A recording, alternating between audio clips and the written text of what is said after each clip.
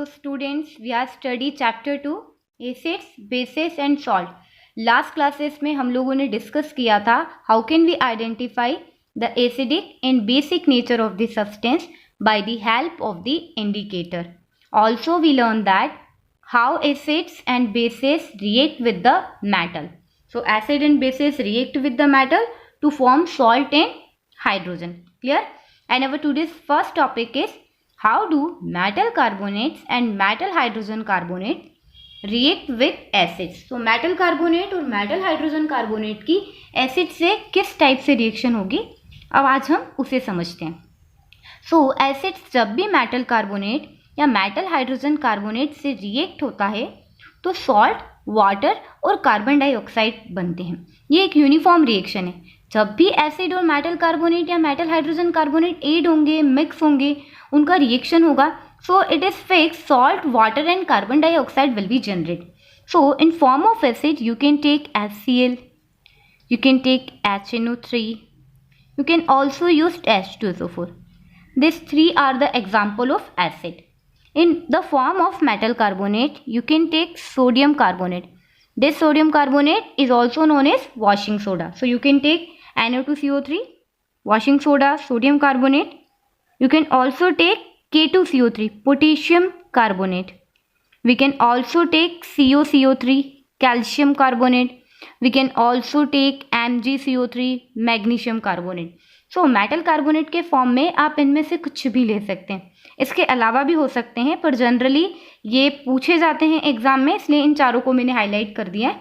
Metal hydrogen carbonate means NaHCO3, जिसे हम लोग बेकिंग सोडा के नाम से जानते हैं. Sodium hydrogen carbonate KHCO3, potassium hydrogen carbonate ले सकते हैं.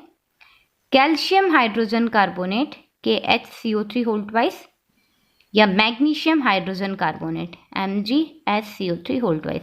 जनरली हमारी बुक में इससे ज़्यादा पूछा जाता है इन दोनों से, और अगर कभी क्वेश्चन आता है तो कैल्शियम कार्बोनेट और मैग्नीशियम कार्बोनेट से पूछा जाता है. फिर भी हमारे लिए सभी सिंपल है, क्योंकि हम जानते हैं सोडियम 1 पॉजिटिव और कार्बोनेट 2 नेगेटिव है. इसी तरीके से पोटेशियम 1 पॉजिटिव है, तो इनके मिलने से Na2CO3 या K2CO3 बना है. अब कैल्शियम 2 पॉजिटिव होता है, अब वो CO3 के साथ मिक्स होकर के CoCO3 बनाएगा. Mg2 पॉजिटिव होता है, सो Mg2 पॉजिटिव CoCO3 के साथ में मिलके MgCO3 बनाएगा ना, 2 से 2 कैंसिल हो जाएगा. अब अगर हाइड्रोजन कार्बोनेट को हम देखें, क्लास 9th में राइटिंग फार्मूला टेबल हम लोगों ने स्टडी किया था. सो कैल्शियम और हाइड्रोजन कार्बोनेट मिलके क्या फॉर्मूला बना रहे हैं समझ में आ रहा है, क्योंकि 2 वैलेंसी क्रॉस मल्टीप्लीकेशन पर इसके नंबर 2 हो जाएंगे दोनों केस में, कैल्शियम और मैग्नीशियम के केस में. और अगर सोडियम और पोटेशियम को देखें तो सोडियम और पोटेशियम दोनों पर 1 चार्ज है, हाइड्रोजन कार्बोनेट पर भी 1 चार्ज है, इसलिए सिंपली फॉर्मूला आपके क्या बन जाएंगे ये. सो अब एक एग्जांपल देखते हैं how acid react with metal carbonate and metal hydrogen carbonate to form salt, water and carbon dioxide. कैसे बना रहे जरा देखते हैं. सो सबसे फर्स्ट हम लेते हैं HCl, और HCl को ट्रीट करते हैं सोडियम कार्बोनेट से. सो HCl और NO2CO3 मिलकर के सॉल्ट बनाएंगे. अभी सॉल्ट को हम लोग छोड़ देते हैं. देखो वाटर बनना फिक्स है, सो वाटर का फॉर्मूला H2 होता है, लिख दिया हमने. कार्बन डाइऑक्साइड का फॉर्मूला CO2 है, कभी चेंज नहीं होगा. अब हमें देखना है कि यहाँ से H2 हमें कैसे मिला रिएक्टेंट से. सो 1 हाइड्रोजन यहाँ है, बाकी कहीं पर भी नहीं है. सो 2 हाइड्रोजन यहाँ से आए हैं, अंडरस्टूड है, यहाँ 2 लिखना ही होगा हमें. रिएक्शन को बैलेंस करने के पहले ही हमें पता चल रहा है 2 हाइड्रोजन देने वाला एक ही सब्सटेंस है, सो वहाँ एटलीस्ट 2 तो लिखा जा सकता है. अगर कुछ चेंज होगा तो आगे देखेंगे. क्लियर है. अब कार्बन डाइऑक्साइड बन रहा है, तो कार्बन डाइऑक्साइड अंडरस्टूड है कहाँ से बन रहा होगा, यहाँ से, क्योंकि Na2CO3 में ही कार्बन प्रेजेंट है, तो कार्बन और ऑक्सीजन यहाँ से बने हैं. क्लियर. अब हम देख रहे हैं कि सोडियम और क्लोरीन कहीं भी नहीं है, तो सोडियम और क्लोरीन आपस में मिलकर सोडियम क्लोराइड सॉल्ट बना लेते हैं कुछ इस तरीके से. और H 2 हाइड्रोजन 1 ऑक्सीजन से मिलकर के H2 बना देता है. रिमेनिंग CO2 कार्बन डाइऑक्साइड के फॉर्म में इलिमिनेट हो जाती है. सो यहाँ पे सॉल्ट, वाटर और कार्बन डाइऑक्साइड का फॉर्मेशन हुआ है. और रिएक्शन को बैलेंस करना है, यहाँ 2 सोडियम है और 2 क्लोराइड है. यहाँ अगर 2 लिख लेते हैं तो हमारी रिएक्शन पूरी क्या हो जाती है, balance. LHS number of atoms RHS number of atoms के इक्वल हो जाते हैं. अब मेटल कार्बोनेट के साथ में एक एग्जाम्पल मेटल हाइड्रोजन कार्बोनेट का देखते हैं. सो HCl और NaCO3 रिएक्शन कर रहे हैं। अब यहाँ पर जो आपका सॉल्ट बनेगा वो इस तरीके से निकल जाएगा, फिर से सोडियम क्लोराइड प्लस हम लोगों का किसका फॉर्मेशन होना है, वाटर का, जो कि फिक्स रिएक्शन में, और कार्बन डाइऑक्साइड का भी। सो अब हम अपनी रिएक्शन को देखें, क्या हमारी रिएक्शन बैलेंस है। HCl 1 हाइड्रोजन है, एक और हाइड्रोजन यहाँ 2 हाइड्रोजन। अब प्रोडक्ट साइड पर भी 2 हाइड्रोजन है, 1 क्लोरीन रिएक्टेंट साइड पर, प्रोडक्ट साइड पर भी 1, सोडियम 1 है यहाँ, इधर भी सोडियम 1 है, carbon 1, here is also carbon 1, 3 oxygen in reactant side and 3 oxygen in the product side. Clear. अब हमसे एग्जाम में एक क्वेश्चन पूछा जाता है कि हम कैसे चेक करेंगे कि एलिमिनेट गैस जो है वो कार्बन डाइऑक्साइड है। प्रोड्यूस हुई कार्बन डाइऑक्साइड गैस को आपको एक्सपेरिमेंटली प्रूफ करके बताना है कि वो कार्बन डाइऑक्साइड है। उसे प्रूफ करने के लिए हम लोग एक एक्टिविटी देखते हैं। सबसे फर्स्ट हम एक टेस्ट ट्यूब लेते हैं and then we add the calcium carbonate in the test tube and by the thistle funnel we add dilute hydrochloric acid drop by drop in the test tube. तो सबसे first हमने test tube में calcium carbonate लिया है, उसके बाद हमने thistle funnel से drop by drop dilute hydrochloric acid add किया है। अब जब एसिड और metal carbonate that means HCl और कैल्शियम कार्बोनेट रिएक्ट करेंगे तो इनके रिएक्शन से एक गैस प्रोड्यूस होगी। वो कौन सी गैस है, कार्बन डाइऑक्साइड गैस है। अब इस प्रोड्यूस गैस को डिलीवरी ट्यूब की हेल्प से हम लोग लाइम वाटर में पास करते हैं। जो कार्बन डाइऑक्साइड गैस एसिड और मेटल कार्बोनेट की रिएक्शन से प्रोड्यूस होती है, उस कार्बन डाइऑक्साइड गैस को आप किस में पास करते हैं, लाइम वाटर में। सो अगर वो कार्बन डाइऑक्साइड गैस होगी तो लाइम वाटर में जाने पर लाइम वाटर जो कि ट्रांसपेरेंट होता है वो मिल्क की फॉर्म में कन्वर्ट हो जाता है। कैसा हो जाता है, बिल्कुल वाइट हो जाता है, मिल्क की तरह, जैसे हमारा मिल्क होता है एज इट इज हमारा कलरलेस ट्रांसपेरेंट कैल्शियम हाइड्रोक्साइड का जो सॉल्यूशन होता है दैट मीन्स आपका जो लाइम वाटर होता है वो मिल्क फॉर्म में कन्वर्ट हो जाता है, मिल्की वे में कन्वर्ट हो जाता है। सो अगर कार्बन डाइऑक्साइड गैस प्रोड्यूस हुई होगी तभी वो मिल्की वे में कन्वर्ट होगा, अदरवाइज नहीं। पर ये बात हमें याद रखना है, अगर आपने एक्सेस कार्बन डाइऑक्साइड ट्रांसफर कर दिया है, access carbon dioxide gas pass कर दिया है, एक्सेस मतलब हाई कॉन्सेंट्रेशन में, हाई अमाउंट में कार्बन डाइऑक्साइड गैस को यहाँ पास कर दिया है, तो वो लाइम वाटर आपको अपना कलर चेंज करते हुए दिखाई नहीं देगा। आपको कार्बन डाइऑक्साइड गैस जब इसमें आप पास करेंगे तो आपको कलर चेंज नहीं मिलेगा, आपको वही कलरलेस सॉल्यूशन मिलेगा। रीज़न ये होता है कि जब मिल्की कलर हो जाता है तब वहाँ पर कैल्शियम कार्बोनेट का फॉर्मेशन होता है, और जब आप एक्सेस में CO2 ऐड करते हैं तो वो कैल्शियम हाइड्रोजन कार्बोनेट बन जाता है, और वो कैल्शियम हाइड्रोजन कार्बोनेट कैसा होता है, कलरलेस होता है। ये जो हम बोल रहे हैं इसे रिएक्शन के फॉर्म में अब हम लोग देखते हैं। जो कार्बन डाइऑक्साइड गैस प्रोड्यूस हो रही है उस कार्बन डाइऑक्साइड गैस को आप किस में पास कर रहे हैं, लाइम वाटर में पास कर रहे हैं। दैट मीन्स आप कैल्शियम हाइड्रोक्साइड के सॉल्यूशन में पास कर रहे हैं। तो पास करने के बाद में वो किस में कन्वर्ट हो जाएगा, कैल्शियम कार्बोनेट में। ये कैसा होता है,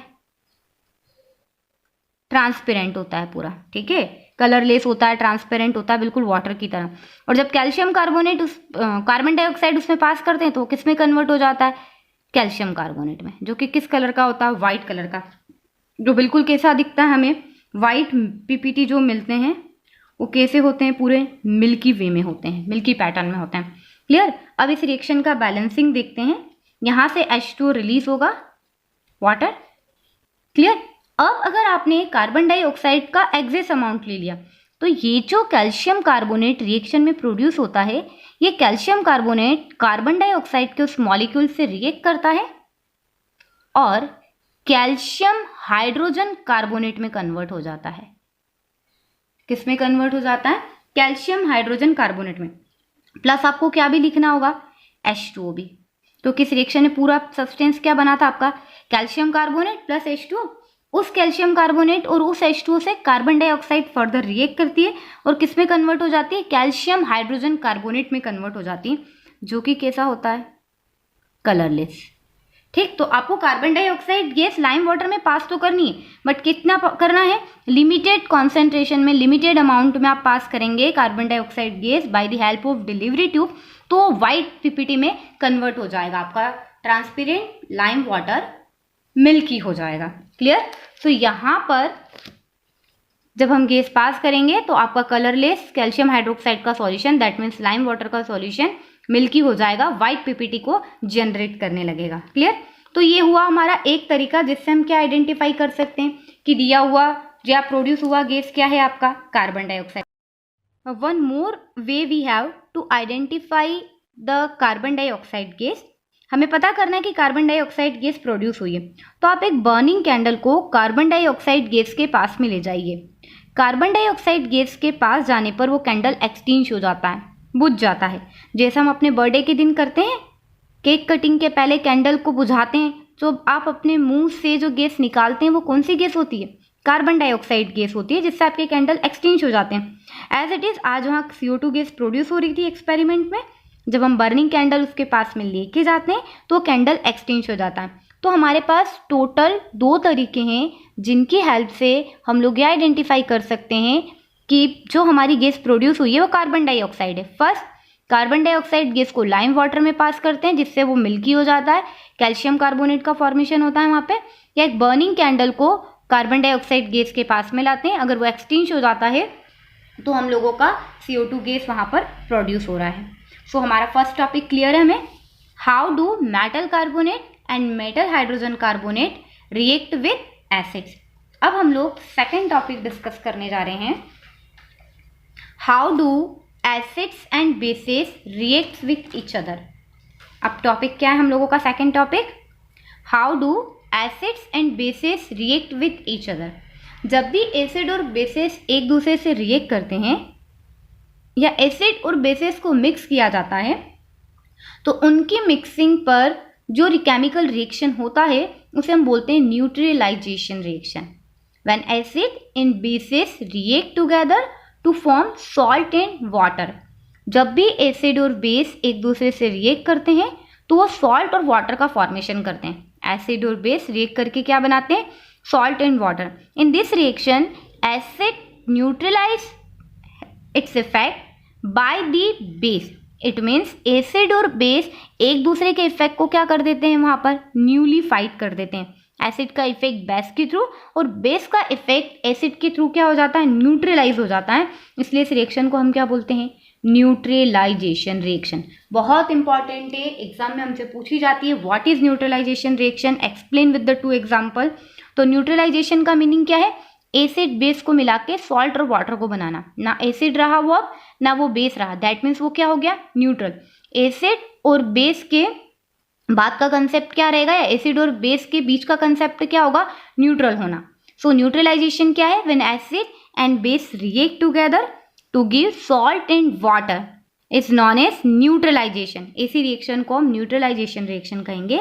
and acid and base nullified each other effect in the reaction. इस रिएक्शन में एसिड और बेस एक दूसरे के इफेक्ट को न्यूट्रलाइज कर देते हैं, न्यूलीफाइड कर देते हैं। आपको इसे कट नहीं करना है ना, ये तो मैंने समझाने के लिए आपको कट कर दिया, आपको तो सीधा लिखना है एसिड एंड बेस रिएक्ट करके सॉल्ट और वाटर बनाते हैं। अब 2 एग्जाम्पल देखते हैं। तो एसिड के फॉर्म में हम ले लेते हैं HCl और बेस के फॉर्म में हम लोग ले रहे हैं सोडियम हाइड्रोक्साइड। अब HCl और सोडियम हाइड्रोक्साइड जब रिएक्शन करते हैं तो आपका सॉल्ट बनता है NaCl प्लस वाटर का फॉर्मूला तो हम लोग सब जानते हैं H2। One more example can we take, so हम लोग HCl ही ले सकते हैं। इस बार NaOH की प्लेस पर हम लोग क्या ले लेते हैं, कैल्शियम हाइड्रोक्साइड। सो किसका फॉर्मेशन होगा, CaCl2 का फॉर्मेशन होगा। आपको 2 HCl लेना होगा और आपका H2 जो बनेगा वो 2 मॉलिक्यूल बनेगा। अब रिएक्शन की बैलेंसिंग देख लो, 2 to 4 हाइड्रोजन है, here is 4 hydrogen, 1 calcium 1 calcium, 2 chlorine 2 chlorine, यहाँ टोटल 2 ऑक्सीजन है, यहाँ भी 2 ऑक्सीजन है। So it is very very very important topic, this is IMP neutralization reaction when acid and base react together to form salt and water. ये सभी acid और base के लिए कॉमन है, जब भी वो रिएक्ट करेंगे तो किसका फॉर्मेशन करेंगे, सॉल्ट एंड वाटर का। मैं एक और एग्जांपल आप लोगों के लिए लिख लेती हूँ। इस बार हम एसिड चेंज कर देते हैं H2SO4 और बेस सेम रखते हैं सोडियम हाइड्रोक्साइड। सो किसका फॉर्मेशन हो जाएगा, Na2SO4 सॉल्ट बन जाएंगे प्लस आपके water as it is. So Na2SO4, यहाँ 2 सोडियम है तो आप यहाँ पे मल्टीप्लाई कर दीजिए 2 का, 2 सोडियम हो गया है, 1 SO4 हो गया है। अब 2 और 2 4 हाइड्रोजन हो गया है, यहाँ पे 2 लिख दीजिए, 2 ऑक्सीजन 2 ऑक्सीजन। देख लीजिए अच्छे से, रिएक्शन हमारी बैलेंस हो गई है। मैंने आपको न्यूट्रलाइजेशन रिएक्शन के 3 एग्जाम्पल दे दिए। जब भी न्यूट्रलाइजेशन रिएक्शन लिखना है ये थ्योरी लिखना है, साथ में ये लिखना है acid plus base, salt and water, और एग्जाम्पल। अगर वो कुछ भी नहीं पूछते हैं तो एक एग्जाम्पल लिखना है, और अगर वो 2 एग्जाम्पल दे रहे हैं तो फिर तो 2 लिखना ही है हमें। क्लियर है हमारे लिए न्यूट्रलाइजेशन रिएक्शन। अब न्यूट्रलाइजेशन को ठीक से समझने के बाद अगला टॉपिक आ रहा है हम लोगों का, reaction of metallic oxide with acid.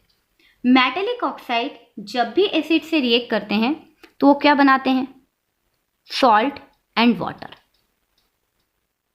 ये भी हमारी प्रीवियस रिएक्शन जो हमने देखी है उससे कुछ मैच नहीं करता है। मेटेलिक ऑक्साइड क्या, सबसे पहले तो ये मेटल और ऑक्सीजन का जो प्रोडक्ट रहेगा, एक्स मेटल वाई ऑक्सीजन से मिलकर के मेटेलिक ऑक्साइड बनाते हैं। एमओ जो रहेगा हमारा वो मेटल ऑक्साइड रहेगा। अब ये एमओ का फॉर्मूला कुछ भी हो सकता है। तो मेटल ऑक्साइड एसिड से रिएक्ट करके सॉल्ट और वाटर बना रहे हैं। अगर अभी हम अपने प्रीवियस टॉपिक देखें न्यूट्रलाइजेशन रिएक्शन, तो न्यूट्रलाइजेशन रिएक्शन में क्या था, यहाँ एसिड था, सॉल्ट तो था ही उसमें, और वाटर तो बन ही रहा था।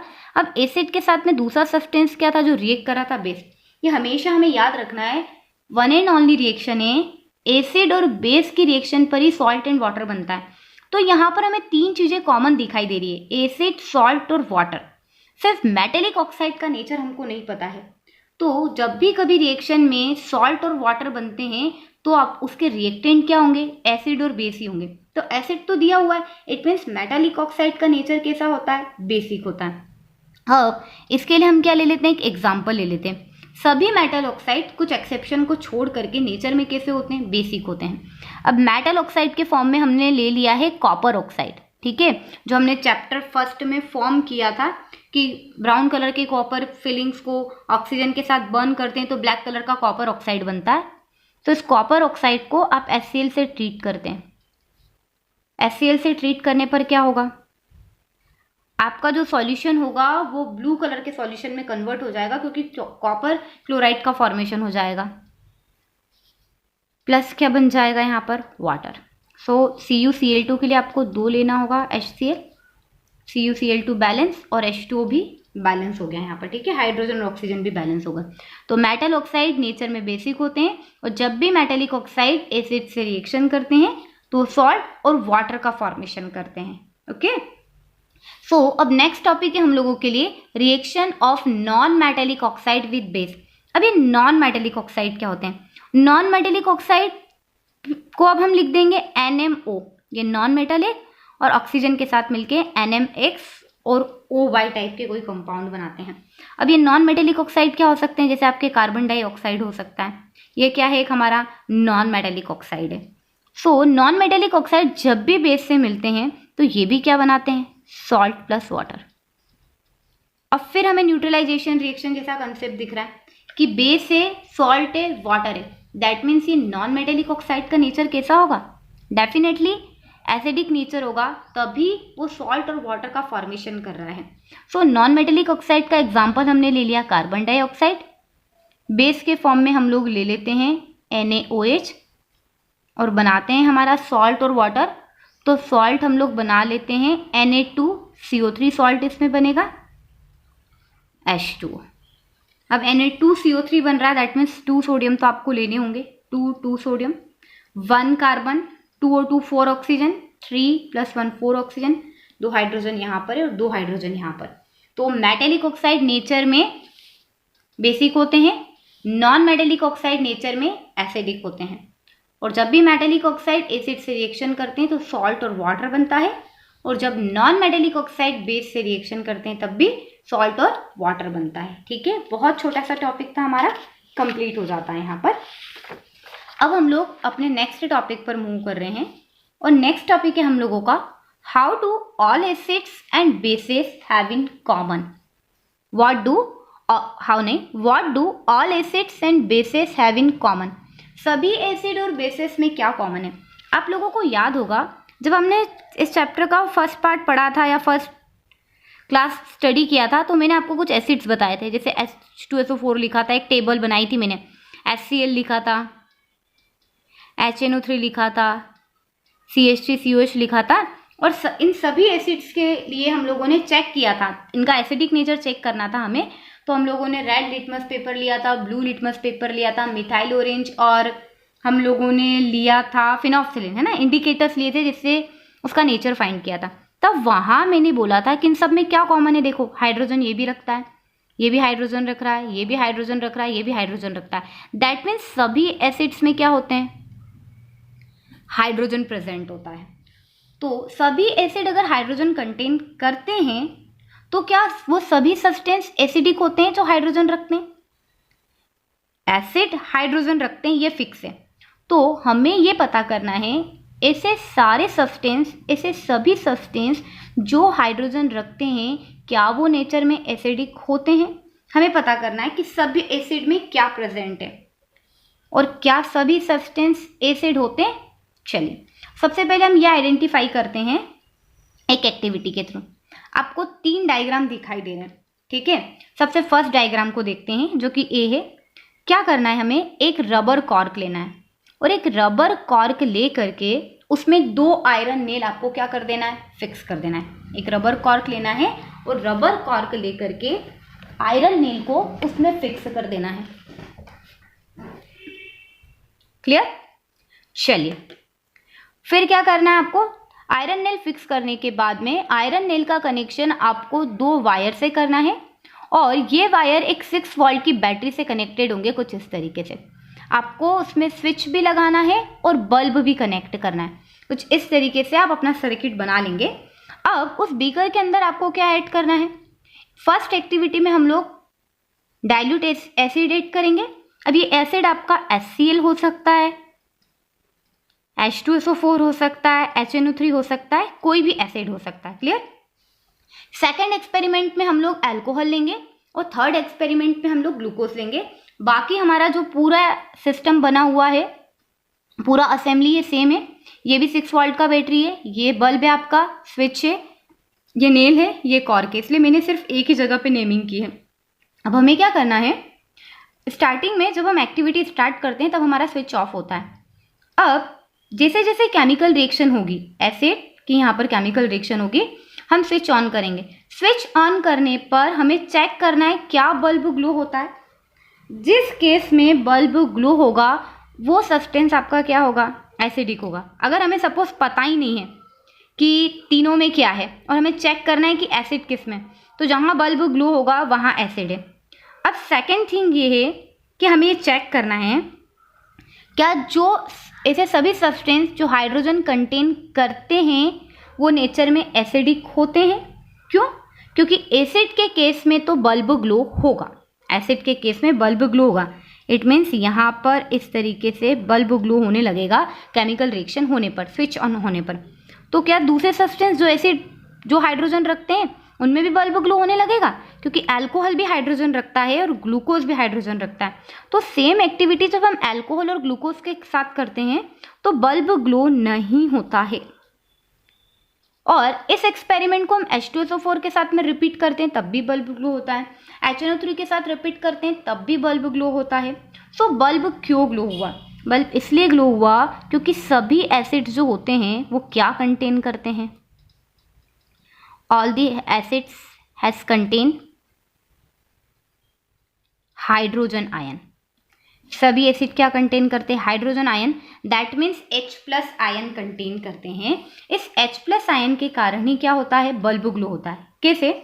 यहाँ H+ आयन फ्री होते हैं और ये आयन, इलेक्ट्रिसिटी का ट्रांसफर तो हमने यहाँ किया था, तो ये आयन सॉल्यूशन में उस इलेक्ट्रिसिटी को कहाँ तक पहुँचाते हैं, दूसरी नेल तक पहुँचाते हैं और दूसरी नेल से क्या बन जाता है, आपका सर्किट का फॉर्मेशन हो जाता है और आयन के ट्रांसफर्स के कारण आपका बल्ब ग्लो होने लगता है। अब अल्कोहल और ग्लूकोज जो होते हैं उसमें फ्री H+ आयन प्रेजेंट नहीं होते हैं, हाइड्रोजन तो कंटेन करते हैं। ग्लूकोज का फॉर्मूला होता है C6H12O6। अल्कोहल एक जनरल लिख रही हूं मैं, अल्कोहल का फॉर्मूला है C2H5OH। तो हाइड्रोजन तो ये भी कंटेन कर रहा है, हाइड्रोजन ये भी कंटेन कर रहा है, पर इन दोनों के केस में बल्ब ग्लो नहीं हो रहा है। रीज़न ये है कि यहाँ पर H प्लस आयन रिलीज नहीं हो रहे हैं, जबकि एसिड्स में क्या रिलीज होते हैं, H प्लस आयन रिलीज होते हैं। तो हमें पता चल गया है कि ऐसे सभी सब्सटेंस जिनके पास में हाइड्रोजन प्रेजेंट हो वो एसिड नहीं होते हैं। सेकंड, तो एसिड क्या होंगे, ऐसे सब्सटेंस जो सॉल्यूशन में हाइड्रोजन आयन देते हैं वो एसिड्स होते हैं। और ये कैसे पता चलता है, जब हम इस एक्टिविटी को करते हैं तो एसिड वहाँ पर अपने H प्लस आयन रिलीज करते हैं और हाइड्रोजन आयन इलेक्ट्रिसिटी का ट्रांसफ़र कर पाते हैं, जिससे बल्ब ग्लो होने लगता है। बट अल्कोहल और ग्लूकोज जो कि हाइड्रोजन कंटेन तो करते हैं बट वो H प्लस आयन रिलीज नहीं करते हैं, इसलिए उनके केस में बल्ब ग्लो नहीं होता है। अब हमसे क्वेश्चन पूछा जा रहा है, what do all acids and bases have in common. तो एसिड के लिए हमने क्या निकाल लिया है, all the acids have hydrogen ion. सभी एसिड्स क्या कंटेन करते हैं, हाइड्रोजन आयन कंटेन करते हैं। सो बेसिस के लिए अगर एक्टिविटी करेंगे तो क्या होगा, बेसिस के केस में होगा, आप देखिए NaOH, calcium hydroxide, magnesium hydroxide, इनके केस में क्या प्रेजेंट है, सब में हाइड्रोक्साइड आयन है, OH negative ion, it means hydroxide ion. तो सभी बेस क्या कंटेन करते हैं, हाइड्रोक्साइड आयन कंटेन करते हैं। ये हाइड्रोक्साइड आयन भी यही वर्क करेंगे। हाइड्रोक्साइड आयन जो इलेक्ट्रिसिटी इस नेल तक आई है वो सॉल्यूशन में प्रेजेंट हाइड्रोक्साइड आयन दूसरी आयरन नेल तक पहुंचाकर इस सर्किट को क्या करते हैं, पूरा करते हैं, जिससे हमारा बल्ब क्या होने लगता है, ग्लो होने लगता है। तो सभी एसिड्स में H प्लस आयन प्रेजेंट होते हैं और सभी बेसिस में क्या प्रेजेंट होते हैं, hydroxide ion, that means OH negative ion present होते हैं। क्लियर है हमारे लिए। अब इसके बाद हम लोग एक और अगला टॉपिक स्टडी करते हैं।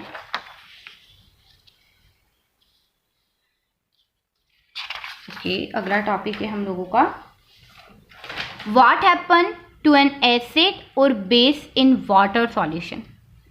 What happens to an acid और बेस इन वाटर सॉल्यूशन। क्या होगा जब हम एसिड और बेस को वाटर सॉल्यूशन में लेते हैं। अभी लास्ट टॉपिक में मैंने आप लोगों को कहा कि सभी एसिड क्या रखते हैं, H प्लस आयन रखते हैं और सभी बेस क्या रखते हैं, OH नेगेटिव आयन रखते हैं, यही बोला है। पर ये H प्लस आयन और OH नेगेटिव आयन आपको कहाँ मिलते हैं, अगर ये हमारा HCl है, ठीक है, और HCl किस फॉर्म में है आपका, गैस के फॉर्म में। तो जब HCl गैस के फॉर्म में होगा तो उसमें फ्री H प्लस आयन क्या रहेंगे, एब्सेंट रहेंगे, उसमें free H plus ion absent होते हैं। ऐसे ही जब आपका सोडियम हाइड्रोक्साइड सॉलिड होता है तो उसमें फ्री OH नेगेटिव आयन क्या रहेंगे, एब्सेंट रहेंगे। सो जब उसमें H प्लस आयन और OH नेगेटिव आयन एब्सेंट होते हैं तो वो एसिडिक बिहेवियर शो नहीं करता है। सोडियम हाइड्रोक्साइड में OH नेगेटिव आयन एब्सेंट होते हैं तो वो बेसिक बिहेवियर शो नहीं करता है। सो ये H प्लस आयन और ये OH नेगेटिव आयन फिर जनरेट कैसे होते हैं, प्रेजेंट तो है HCl के पास में, सोडियम हाइड्रोक्साइड के पास में, और लास्ट एक्टिविटी में मैंने बताया कि HCl H प्लस रिलीज करते हैं, sodium hydroxide OH negative ion release करते हैं। बट HCl अपने गैसियस फॉर्म में H प्लस आयन नहीं देगा, सोडियम हाइड्रोक्साइड भी अपने सॉलिड फॉर्म में OH नेगेटिव आयन नहीं देगा। तो कब देंगे, जब इस HCl को आप किस फॉर्म में लो, इस HCl को आप वाटर में डिजोल्व कर दो, HCl को लिक्विड फॉर्म में लो, तो लिक्विड के फॉर्म में जाने पर वो क्या रिलीज करता है, H प्लस आयन रिलीज करता है। तब वो क्या होगा, नेचर में एसिडिक होगा। एज इट इज जब इस सोडियम हाइड्रोक्साइड को आप कैसा लेते हैं, एक्वस लेते हैं, तो वो क्या रिलीज करता है हमारे लिए, OH नेगेटिव आयन रिलीज करता है। तो इट मीन्स किसी भी सब्सटेंस का एसिडिक और बेसिक बिहेवियर जो होता है वो सिर्फ वाटर के अंदर शो होता है। कोई भी सब्सटेंस तभी एसिडिक है जब वो वाटर में है। कोई भी सब्सटेंस अपना बेसिक नेचर कहाँ शो करता है, वाटर। दैट मीन्स उसे मीडियम चाहिए, जब तक मीडियम नहीं मिलता है वो अपने एसिडिक और बेसिक कैरेक्टर को शो नहीं करता है। इसे एक एक्टिविटी के थ्रू हम समझते हैं।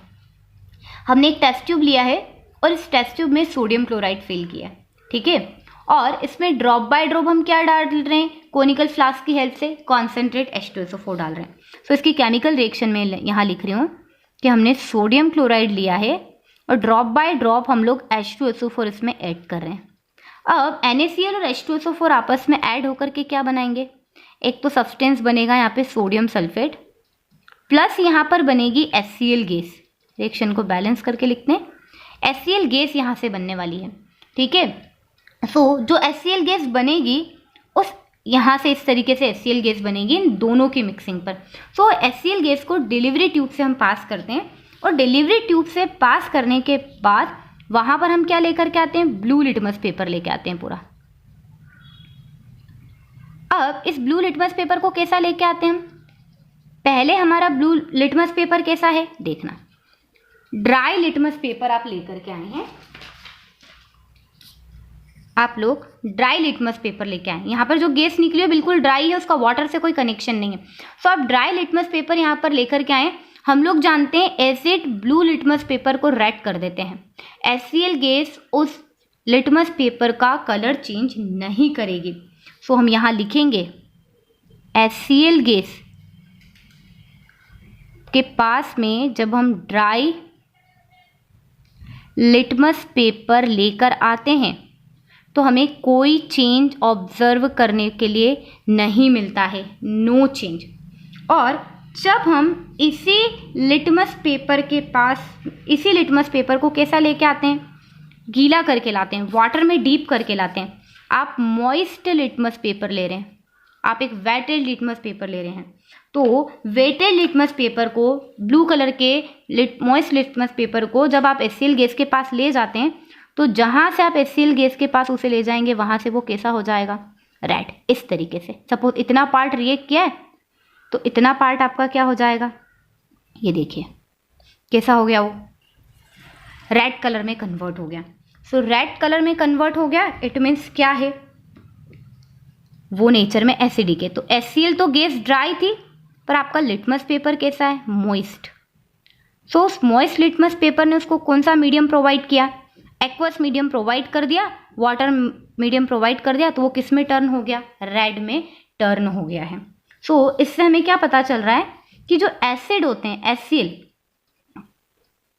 वाटर के साथ में जा करके अपना H+ आयन रिलीज करता है। ये H+ आयन साइज में इतने छोटे होते हैं कि अपनी फ्री स्टेट में अवेलेबल नहीं होते हैं। जैसे यहाँ मैंने H+ लिख दिया ना, ये H+ इस तरीके से कभी फ्री नहीं रहेगा। सो राइट वे क्या है लिखने का, HCl वाटर के साथ में ऐड होकर के इस तरीके से रहेगा, H3O पॉजिटिव और Cl नेगेटिव को हम इस तरीके से लिखेंगे। क्यों, क्योंकि H+ आयन छोटा होता है साइज में और वो फ्री नहीं रह सकता है, इसलिए वो वाटर मॉलिक्यूल के साथ बाइंड हो जाता है। इसे हम बोलते हैं हाइड्रोनियम आयन। क्या बोलेंगे हम इसे, हाइड्रोनियम आयन। तो H+ आयन H2 से कंबाइन होकर के हाइड्रोनियम आयन में कन्वर्ट हो जाते हैं। तो HCl सॉलिड या HCl गैस था हमारा, HCl गैस होता है लिक्विड H2 के साथ मिलके एक्वस H3O पॉजिटिव और Cl नेगेटिव एक्वस का क्या कर देता है, फॉर्मेशन कर देता है। अब सपोज हमारे पास बेस है, तो बेस क्या करेगा वाटर के अंदर, सो बेस सोडियम हाइड्रोक्साइड को आपने सॉलिड लिया है और उसे आप वाटर में ऐड कर रहे हैं, तो वो Na पॉजिटिव एक्वस और OH नेगेटिव एक्वस में कन्वर्ट हो जाएगा। क्लियर। तो सभी एसिड H+ आयन रिलीज करते हैं जो वाटर के साथ कंबाइन होकर के हाइड्रोनियम आयन के फॉर्म में रहता है, और सभी बेस वाटर के अंदर क्या देते हैं, OH नेगेटिव आयन। और हमें ये याद रखना है कि एसिड और बेस अपना नेचर सिर्फ और सिर्फ वाटर में शो करते हैं। जब वो अपने गैस या सॉलिड फॉर्म में होते हैं तो वो एसिडिक या बेसिक बिहेवियर शो नहीं करेंगे। ये एक्टिविटी से एग्जाम में क्वेश्चन पूछा जाता है कि अगर आप मॉइस्ट लिटमस पेपर को ड्राई HCl गैस के पास लाते हैं तो क्या होता है, वो रेड में टर्न हो जाता है। और अगर आप ड्राई लिटमस पेपर को HCl गैस के पास में लेकर के आते हैं तो टर्न होगा या नहीं रेड में, नहीं होगा। नहीं होगा तो क्यों नहीं होगा, तो लिखेंगे due to the absence of free H+ ion. वहां फ्री H+ आयन नहीं थे, तो यहां क्या लिखना होगा, absence of free H+ ion. ठीक है, एग्जाम में क्वेश्चन पूछा जाएगा कि लिटमस पेपर टर्न क्यों नहीं हुआ रेड में, तो वहां लिखना because of the absence of free H+ ion. H+ ion is only released in the water, is only released in the aqueous media. तो एग्जाम में जो क्वेश्चन आएगा उसका आंसर मैंने आप लोगों को बता दिया है. अब हम लोग नेक्स्ट टॉपिक को पढ़ते हैं. आई थिंक सो आप इसे बहुत अच्छे से समझ गए हैं. What happen to an acid और bases in water solution? So in the water solution acid release H+ ion which combine H2O and convert into the hydronium ion and the bases release the hydroxide ion. अब basis को alkali भी कहा जाता है. Basis को एक और नाम से हम जानते हैं एल्केलाई से. तो क्या सभी बेसिस एल्केलाई होते हैं? नहीं, सिर्फ वही बेस एल्केलाई कहे जाते हैं जो वाटर सॉल्यूबल होते हैं. Alkali that means water soluble base. Water soluble base alkali होते हैं. इनका जो टच होता है वो सोपी टच होता है. ठीक है, नेचर में बीटर होते हैं एल्केलाई, और साथ में कैसे होते हैं? कॉरोसिव होते हैं. पूछा जाता है कि एल्केलाई क्या है, तो एल्केलाई बेस का एक फॉर्म है जो वाटर सॉल्यूबल होते हैं, जो सोपी टच रखते हैं, जो नेचर में बीटर होते हैं, टच है ना, नॉट टफ, और कॉरोसिव होते हैं. जनरली जो एल्केलाई होते हैं वो हाइड्रोक्साइड आयन को कंटेन करते हैं. हम लोग आज का लास्ट टॉपिक देख रहे हैं. Water is mixed with an acid और बेस. वाटर को एसिड और बेस के साथ मिक्स करते हैं तो क्या होता है? जब भी वाटर को एसिड और बेस के साथ में आप मिक्स करेंगे तो एक्सोथर्मिक रिएक्शन होगी. क्या होगी? वाटर एसिड को मिक्स करने पर या वाटर बेस को मिक्स करने पर एक्सोथर्मिक रिएक्शन होती है. हम एसिड का एग्जांपल लेकर के देखते हैं, क्योंकि एसिड के केस में रिएक्शन जो होती है वो हाईली सेंसिटिव होती है. तो आपके सामने दो डायग्राम है. यहाँ एसिड में हम वाटर मिक्स कर रहे हैं और यहाँ हम वाटर के अंदर एसिड मिक्स कर रहे हैं. क्लियर है हमारे लिए डायग्राम से? एसिड के अंदर वाटर मिक्स किया जा रहा है और वाटर के अंदर एसिड को मिक्स किया जा रहा है. तो दोनों में से कौन सा वे करेक्ट है? विच वे इज करेक्ट? सो क्या वाटर को एसिड में मिक्स करना चाहिए या एसिड को वाटर में मिक्स करना चाहिए? क्योंकि मुझे पता है तो मैं आपको बोल देती हूँ this is the right way. Acid को ड्रॉप बाय ड्रॉप आपको वाटर में मिक्स करना चाहिए. वाटर को कभी भी एसिड में मिक्स नहीं करना चाहिए. ये टोटली रॉन्ग है.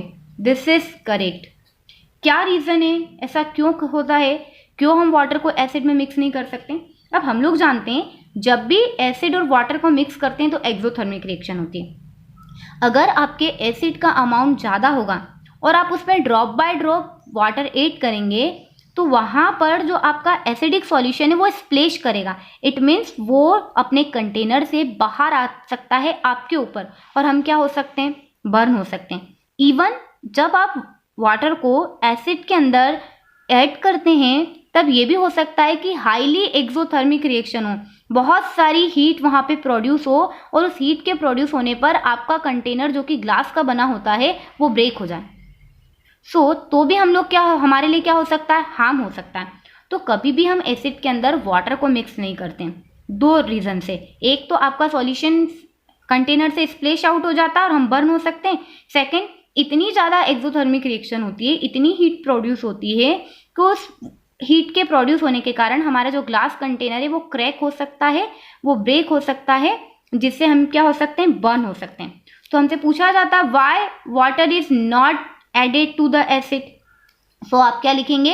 If water is added to concentrate acid, the heat generated may cause the mixture to splash out and cause burning or burn, है ना? And the glass container may also break due to excessive heating. हाँ, excessive local heating हुई है, इस कारण से आपका glass container क्या भी हो सकता है? ब्रेक भी हो सकता है. सो हमेशा क्या करना है? हमें एसिड को ड्रॉप बाय ड्रॉप वाटर में ऐड करना है. तो एक्सोथर्मिक रिएक्शन तो होगी बट वो हमारे लिए इतनी हार्मफुल नहीं रहेगी कि सॉल्यूशन कंटेनर से बाहर आ जाए या आपका ग्लास कंटेनर ब्रेक हो जाए. तो आज हम लोगों ने स्टडी किया है कि कैसे मेटल कार्बोनेट और मेटल हाइड्रोजन कार्बोनेट एसिड से रिएक्ट करते हैं. मेटल ऑक्साइड और नॉन मेटल ऑक्साइड कैसे रिएक्ट करते हैं एसिड और बेस से. कैसे एसिड और बेस आपस में रिएक्शन करके न्यूट्रलाइजेशन रिएक्शन देते हैं. सभी एसिड्स में क्या कॉमन होता है? तो सभी एसिड्स में H+ ion, hydrogen ion common होते हैं। सभी बेसिस में क्या कॉमन होता है? सभी बेसिस में hydroxide ion, OH negative ion common होते हैं। ये H+ आयन और OH नेगेटिव आयन कब मिलते हैं हमें? जब हम एसिड और बेस को एक्वस फॉर्म में लेते हैं, वाटर में मिक्स करते हैं, तभी इनके आयन फ्री होते हैं। एसिड सिर्फ और सिर्फ वाटर में H+ आयन रिलीज करता है और बेसिस भी वाटर में अपने हाइड्रोक्साइड आयन रिलीज करता है। क्लियर? और साथ में हमने लास्ट टॉपिक देखा, water is mixed with an acid और बेस। तो एसिड को वाटर के अंदर मिक्स करना चाहिए। जब भी एसिड और बेस को वाटर के साथ मिक्स करते हैं तो एक्सोथर्मिक रिएक्शन होती है।